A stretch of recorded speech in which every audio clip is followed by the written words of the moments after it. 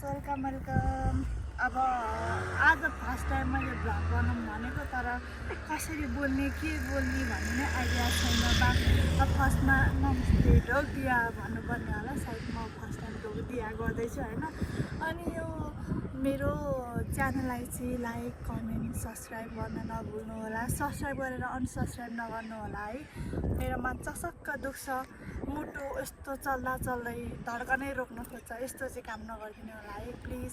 सबैले माया गरिदिनु होला है।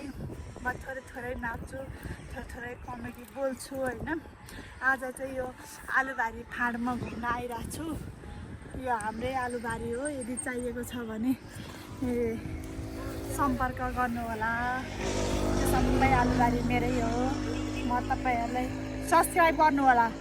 म एक केजी आलु तपाईँहरूलाई दिनेछु एक सब्सक्राइब गरेको बापत। त्यसैले तर मेरो 100 सब्सक्राइब चाहिँ पुग्नु पर्यो। भर्खर 29, 29, 31 बल्ल बल्ल भएको थियो, त्यो पनि 39 पुऱ्याइदिएछ अनसब्सक्राइबर। यस्तो नगर्नु न यार, कस्तो पापीहरू क्या तपाईँहरू। यो चाहिँ हाम्रो पनौतीको भाइरल रोड हो होइन।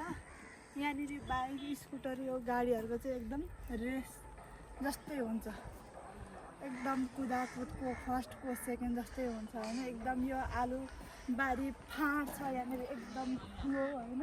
बस्ती पनि वाउ छ, अनि यता पनि सबै फाँडै फाँड छ। एकदम राम्रो छ क्या, हरियाली कस्तो मनै आनन्द हुने।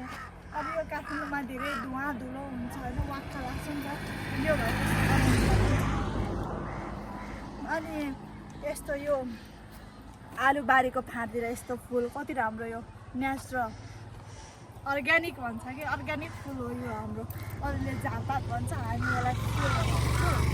यो चाहिँ एकदम राम्रो छ। अनि यतातिर टनल पनि मान्छेले लगाइरहेको छन्, उतातिर टनल डोजरहरू काम गर्दैछन्।